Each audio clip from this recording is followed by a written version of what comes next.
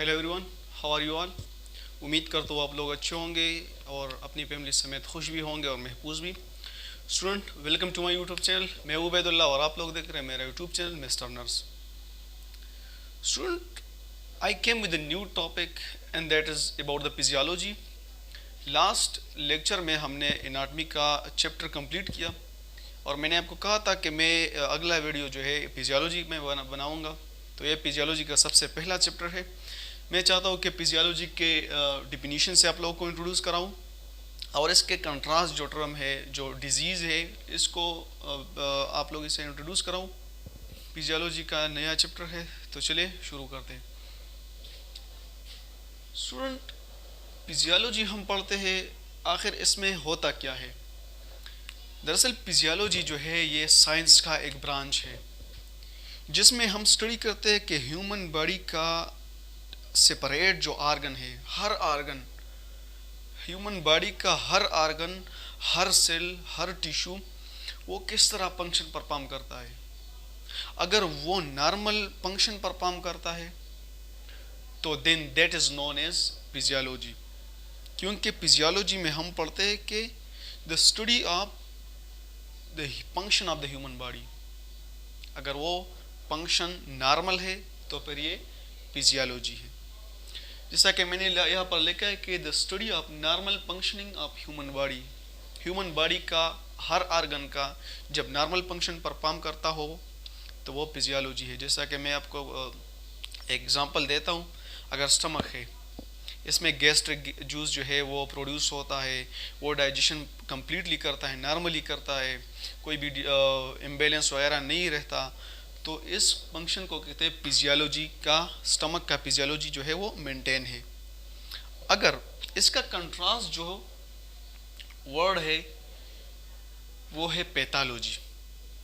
Pathology में हम पढ़ते हैं कि अगर बॉडी का आर्गन वो फंक्शन नॉर्मली परफॉर्म नहीं करता, नॉर्मली फंक्शन परफॉर्म नहीं करता, अब नॉर्मल फंक्शन परफॉर्म करता है, तो फिर ये पैथोलॉजी है। मैंने यहाँ पर लिखा है कि the study of disease. Physiology तो नॉर्मल फंक्शन था, पैथोलॉजी में हम डिजीज पढ़ते हैं, क्योंकि जब आर्गन फिजियोलॉजी इनका मेंटेन नहीं रहता तो फिर वो डिजीज की तरफ जाता है। और हम वो डिजीज पढ़ते हैं कि ये डिजीज कहाँ से आया, किस ऑर्गेनिज्म से आया, कोई एबनॉर्मेलिटी बॉडी में आ गई या कोई इम्यून सिस्टम जो है वो सप्रेस्ड हुआ, अपॉर्चुनिस्टिक डिजीज आ गया, तो फिर ये हम पैथोलॉजी में पढ़ते हैं। यहाँ पर लिखा है how they affect human body that cause illness. अगर नॉर्मल फंक्शन परफॉर्म नहीं रहता तो फिर हम इलनेस की तरफ जाते हैं और वो इलनेस, वो डिजीज हम पैथोलॉजी में पढ़ते हैं। अब क्वेश्चन यहाँ पर एराइज होता है, मैंने 2-3 टर्म लिखे हैं, infection, disease, syndrome. Big difference in दिनों में क्या है। स्टूडेंट देखे, इन्फेक्शन जो है वो एंट्री होता है ऑर्गेनिज्म का हमारे बॉडी में। हमारे बॉडी में ऑर्गेनिज्म ने एंट्री किया, पैथोजन ने, तो ये हुआ इन्फेक्शन। ओके, अगर हमारे बॉडी में डिस्कम्फर्ट उस इन्फेक्शन की वजह से एराइज हुआ, डिस्कम्फर्ट, हम फील अच्छा नहीं करते, हम जो है हमें इलनेस हुआ, ठीक है, तो फिर वो जो डिस्कम्फर्ट है उसको कहते हैं डिजीज। ओके, और सिंड्रोम जो है इसे कहते हैं मल्टीपल सिम्टम। खुदा न खास्ता अगर HIV जो है वो बॉडी में एंटर हो जाए, ह्यूमन इम्यूनो डिफिशिएंसी वायरस, और वो हेल्पर टी सेल या CD4 टी सेल पर जो है डिस्ट्रक्शन इसकी शुरू करे, तो हमारा इम्यून सिस्टम डिप्रेस्ड हुआ। जब इम्यून सिस्टम डिप्रेस्ड हुआ तो वहाँ पर इम्यून सिस्टम की डिप्रेशन से मुख्तलिफ सिम्टम अराइज होते हैं। मुख्तलिफ सिम्टम क्योंकि ऑर्गेनिज्म को एंट्री प्रोवाइड हुई,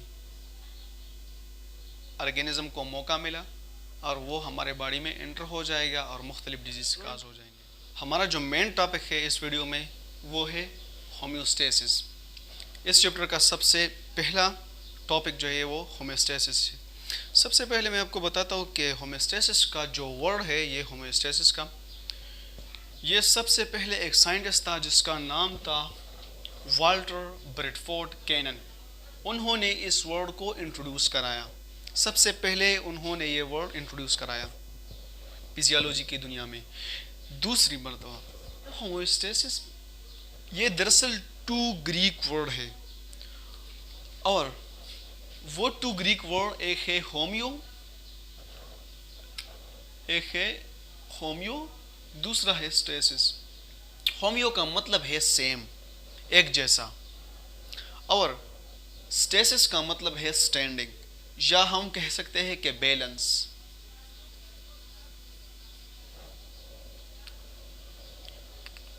अगर मैं बात करूं कि हमारे बॉडी में, जैसा कि फिजियोलॉजी मैंने आपको कहा था कि हमारे बॉडी के हर ऑर्गन अगर नॉर्मल फंक्शन परफॉर्म करता हो तो ये फिर फिजियोलॉजी है। आप लोग इमेजिन कर सकते हैं कि हमारे बॉडी का हर ऑर्गन अगर नॉर्मल फंक्शन परफॉर्म करता है तो वो नॉर्मल फंक्शन परफॉर्म करना, उससे डाइवर्ट न होना, पैथोलॉजी की तरफ नहीं जाना, वो दरअसल होमोस्टेसिस है। कोई ना कोई ऑर्गन वहां पर मौजूद है जो कि इसकी नॉर्मल फंक्शन को मेंटेन रखता है। अगर डिफिनीशन की तरफ आ जाए तो होम्योस्टेसिस का डिफिनीशन, सबसे पहले मैं नीचे डिफिनीशन की बात करता हूँ कि state of balance in the body. अगर बॉडी का हर ऑर्गन फंक्शन परफॉर्म करता हो, कोई डिजीज नहीं है, एबनॉर्मेलिटीज नहीं है, तो फिर वो बैलेंस है, इनका फंक्शन बैलेंस है, और वो कहलाता है होम्योस्टेसिस। दूसरी बात, अगर इस वर्ड से डिफिनीशन में ओरिजिनेट करूँ तो ये है इनका definition, organism whose internal environment stay the same. अगर ऑर्गेनिज्म का इंटरनल एनवायरनमेंट वो सेम है, वो फंक्शन लेस नहीं है, वो फंक्शन जो है नॉर्मल परफॉर्म करता है, तो फिर वो होम्योस्टेसिस है। अगर इंटरनल एनवायरनमेंट की बात करें, यहाँ पर जो वर्ड है इंटरनल एनवायरनमेंट, तो हमारे पास दो तरह के एनवायरनमेंट होते हैं। एक होता है एक्सटर्नल एनवायरनमेंट और दूसरा होता है इंटरनल एनवायरनमेंट। एक्सटर्नल एनवायरनमेंट जो है वो एनवायरनमेंट है जो कि हमारे बॉडी से सराउंडिंग है, माहौल हम कहते हैं एनवायरनमेंट, वो दरअसल एक्सटर्नल एनवायरनमेंट है। और एक एनवायरनमेंट है इंटरनल एनवायरनमेंट, वो एनवायरनमेंट जो हमारे बॉडी के अंदर मौजूद है, वो अपना एनवायरनमेंट है हमारा, वो है इंटरनल एनवायरनमेंट। वो नैरो लिमिट तक हमारा बॉडी अगर इसमें एबनॉर्मेलिटी आ जाए तो वो कोशिश करता है कि वो उसको मेंटेन करे, होम्योस्टेसिस बरकरार रख सके। तो ये बात हुई होम्योस्टेसिस की। स्टूडेंट, अब बात करते हैं कि वो कौन से ऑर्गन है जो हमारे होम्योस्टेसिस को मेंटेन रखने में कोशिश करते हैं। दरअसल वो ऑर्गन ये है ब्रेन। आप लोग इससे वाकिफ होंगे कि ब्रेन जो है हमारे बॉडी का सेंट्रल यूनिट है। वो ब्रेन बॉडी के हर फंक्शन को कंट्रोल करता है। अगर खुदा न खास्ता इसमें कोई डैमेज आ जाए तो फिर बॉडी गई। तो ब्रेन जो है वो नॉर्मल होम्योस्टेसिस में सबसे बड़ा किरदार अदा करता है।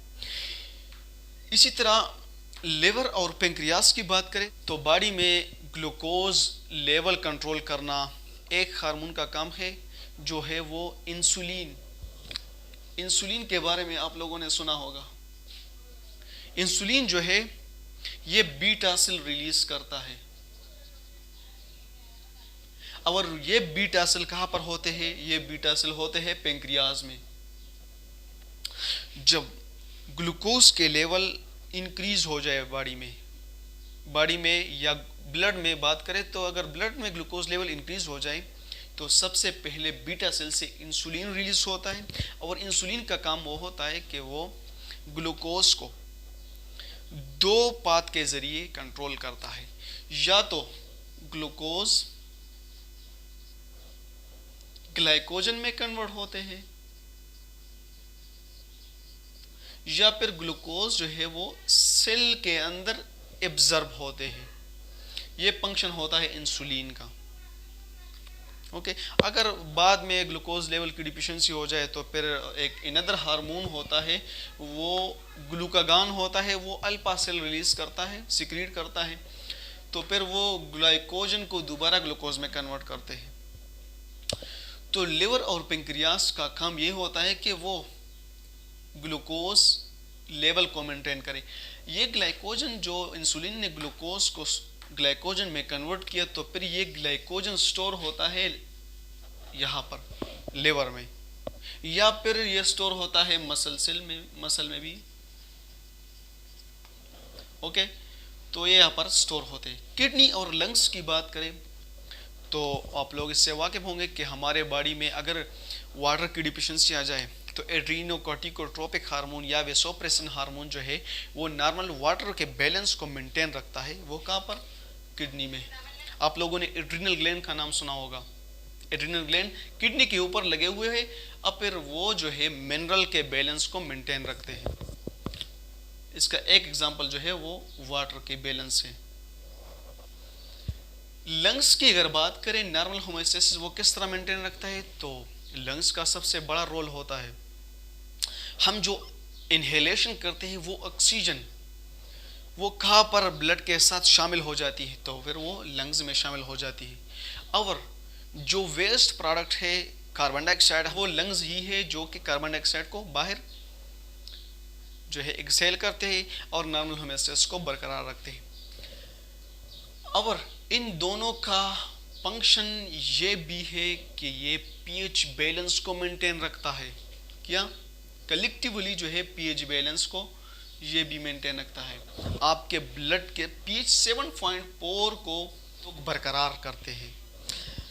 यहाँ पर बात करें स्किन और मसल की, स्किन जो है और मसल कलेक्टिवली आपके टेम्परेचर रेगुलेशन में हेल्प करते हैं। टेम्परेचर रेगुलेशन, ये स्किन काम करता है। किस तरह? अगर बॉडी के अंदर टेम्परेचर इंक्रीज हो जाए तो फिर हाइपोथैलेमस जो ब्रेन में होता है वो किस तरह काम करता है, वो कहता है कि टेम्परेचर इंक्रीज हो गया, मैंने उसको बाहर निकालना है, मैंने मेंटेन रखना है अपने सेट पॉइंट को। ओके, तो फिर सेट पॉइंट को मेंटेन रखने की एबिलिटी इसकी ये होती है कि स्किन स्वेटिंग शुरू कर देता है, जो एक्स्ट्रा हीट है वो बाहर जो है वो चला जाता है। Same as the case muscle, अगर टेम्परेचर डिक्रीज हो जाए तो फिर मसल किस तरह करते हैं, वो शिवरिंग करती है, वो शिवरिंग के जरिए वो अंदर हीट को एब्जॉर्ब करते हैं। तो दोनों का अहम रोल होता है। तो ये आर्गन थे जो होमोस्टेसिस में अच्छा और अपना रोल परफॉर्म कर देते हैं। अगर इसका ये फंक्शन एबनॉर्मल हो गया तो फिर होमोस्टेसिस नहीं रही।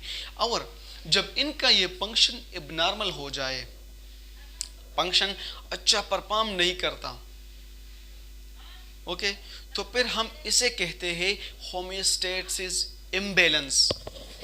यहां पर तो जगह नहीं है,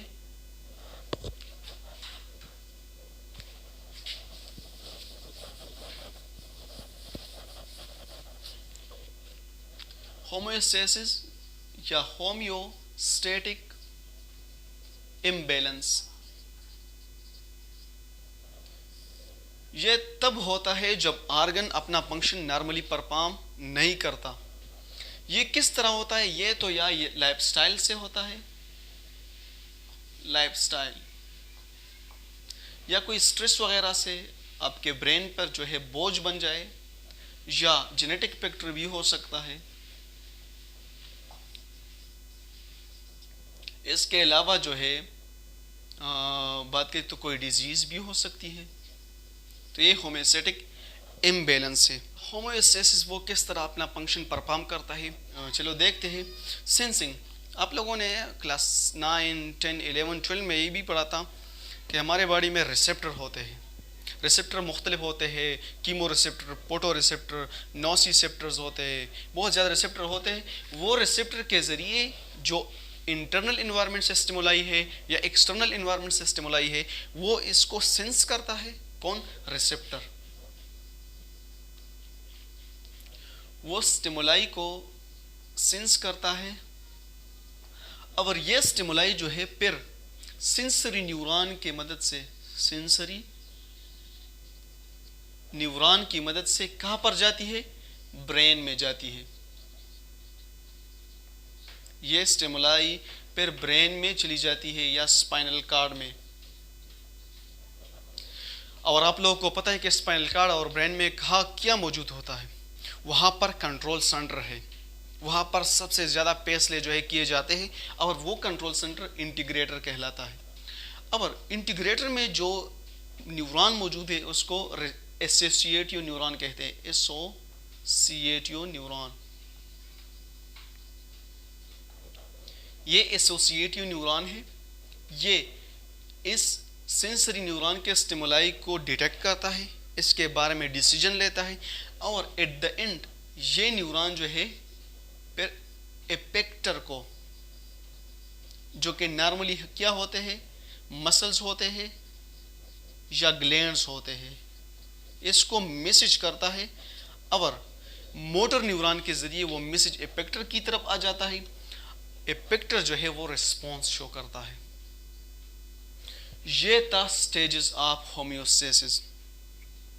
जैसा कि अगर मैं थोड़ा सा एग्जांपल आप लोगों के सामने पेश करूं, तो अगर वाटर की बैलेंस एबनॉर्मल हो जाए, किडनी में वाटर की जो है डिफिशिएंसी हो जाए, तो फिर क्या होता है, एड्रीनोकॉर्टिकोट्रोपिक हार्मोन जो है या वेसोप्रेसिन हार्मोन, वो एंडोक्राइन सिस्टम वो उस चेंज को डिटेक्ट करता है और एज ए रिजल्ट इसकी डिफिशिएंसी के नतीजे में वो वेसोप्रेसिन या ACTH हार्मोन जो है, इसको कहते हैं वेसोप्रेसिन या एड्रीनोकॉर्टिकोट्रोपिक हार्मोन जो है,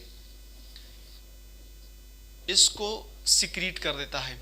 तो फिर ये हार्मोन यहाँ पर आकर किडनी में नेफ्रॉन होता है